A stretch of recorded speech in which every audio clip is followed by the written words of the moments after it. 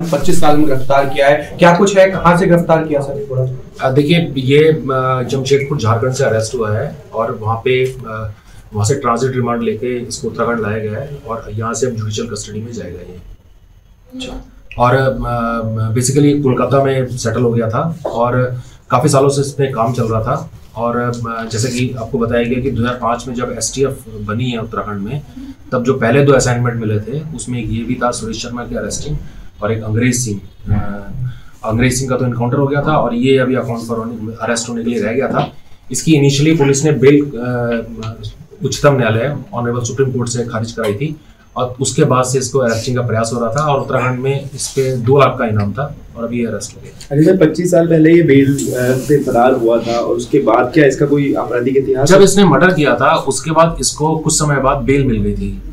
उसके बाद फिर ऑनरेबल सुप्रीम कोर्ट में बेल के अगेंस्ट गए थे, जहाँ पे इसकी बेल खारिज हो गई थी।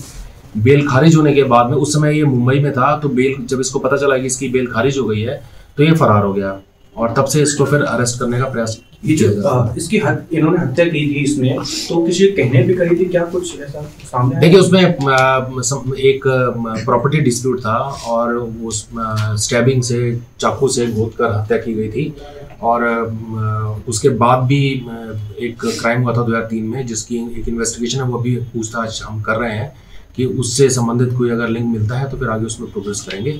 और इसमें इनकी हत्या की गई थी, अरेस्ट हो गया था, ये जेल गया था और फिर इसकी ऑनरेबल सुप्रीम कोर्ट से जमानत खारिज हुई थी और तब से फरार चल रहा था। 25 वर्ष से जो ये फरार चल रहा था, इस दौरान कोई और भी अपराध इसने किए, किस तरीके से? देखिए, अभी कंटिन्यू पूछताछ कर ही रहे हैं कि इस बीच ये किसी और क्राइम में इन्वॉल्व रहा कि नहीं रहा है। शुरुआत में तो इसने मना किया है कि कपड़े की ठेली लगाई या और चीजें करी, इसने और काम किए, लेकिन अभी हम और पूछताछ कर रहे हैं और कुछ नई चीजें निकलेंगी तो आपसे भी शेयर करेंगे।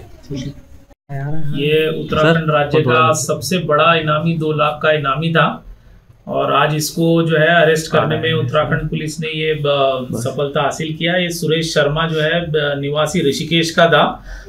1999 में जो है ये लगभग 25 साल हो गए, तब से ये DGC क्रिमिनल वहाँ बालकृष्ण भट्ट थे, उनका जो है ये उसके मर्डर में जो है ये बेल जंप करके फरार था, मुंबई चला गया था उस समय बेल मिलने के बाद। और फिर बेल जब खारिज हो गई थी तो उसके बाद पुलिस के हत्थे नहीं चढ़ा, तो लगभग इस बात को अब 25 साल हो गए। 2 लाख का इनाम इस पे था। इवन जब 2005 में उत्तराखंड STF का गठन हुआ था तो 2 मामले उस समय उत्तराखंड STF के पास प्राथमिकता पे थे, एक अंग्रेज सिंह और दूसरा जो है ये सुरेश शर्मा को अरेस्ट कराना। तो आप समझ सकते हैं एक प्रकार से उत्तराखंड का गठन, STF का गठन ही जो है सुरेश शर्मा का एक बहुत बड़ा टारगेट को लेकर था और आज ये उपलब्धि जो है उत्तराखंड STF ने हासिल किया। मैं पूरी टीम को जो है, उनके जो SSP STF है नवनीत सिंह जो है, इनके अंडर में उनकी पूरी टीम को बधाई देता हूँ कि उन्होंने एक इतना अच्छा जो है वो वर्कआउट किया है। ये जो है कोई आसान नहीं था, इसमें बहुत manual work, technical work, intelligence बहुत बड़े पैमाने पे हुआ है क्योंकि 25 साल में उसने अपना सारा हुलिया, अपना सब कुछ चेंज कर दिया था सिवाय फिंगरप्रिंट के। बाद ये आधार कार्ड, सारे कार्ड, नाम, पता, सब कुछ कई जगहों पे अलग अलग तरीके से छिप के काम करके, इवन उसने परिवार, बच्चे सब हो गए थे, सिर्फ एक फिंगरप्रिंट ही था जो उसका चेंज नहीं हो पाया। तो उसके आधार पे जो उत्तराखंड STF की एक कामयाबी जो है, ये बहुत टॉप जो है राष्ट्रीय स्तर की कामयाबी जो है मैं इसको मानता हूँ और ये बड़ी जो है आज उपलब्धि उत्तराखंड STF ने किया है।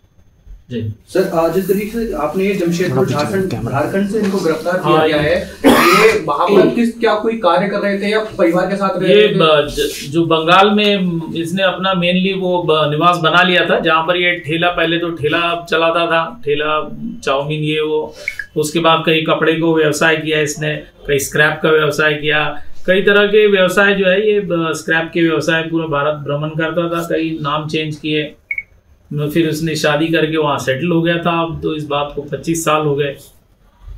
तो इस तरह से जो है इवन उसका चेहरा, वॉइस सैंपल हमारे पास था, वॉइस सैंपल से भी हमने जो है वो मैचिंग किया, वॉइस सैंपल के आधार पे भी जो है इसकी गिरफ्तारी की गई। तो क्या कारण मानते हैं कि 25 साल लग गए इसको आरोपी को पकड़ने में? जैसे मैंने कह दिया, काफी शातिर अपराधी था, जो इवन जिसकी सुप्रीम कोर्ट तक पैरवी हुई, बेल खारिज हुई, उसके बाद भी जो है वो पुलिस के हत्थे नहीं आए। काफ़ी हर बार जो है अपना अलग आई कार्ड, अलग नाम, पहचान और सब कुछ बदल दिया था उसने। तो इस वजह से पुलिस को थोड़ा समय लगा उसको गिरफ्तार करने में। सर, ये जो दस्तावेजों के साथ छेड़छाड़ किया करता था, क्या बताया किस तरह से किया करता था? ये अभी थोड़ा पुलिस इसको डिस्क्लोज नहीं करेगी, दस्तावेज कैसे पुलिस ने उसको क्या किया है। तो अमर उजाला जीवांजलि के सारथी की मदद लें और महाकुंभ में स्नान जरूर करें।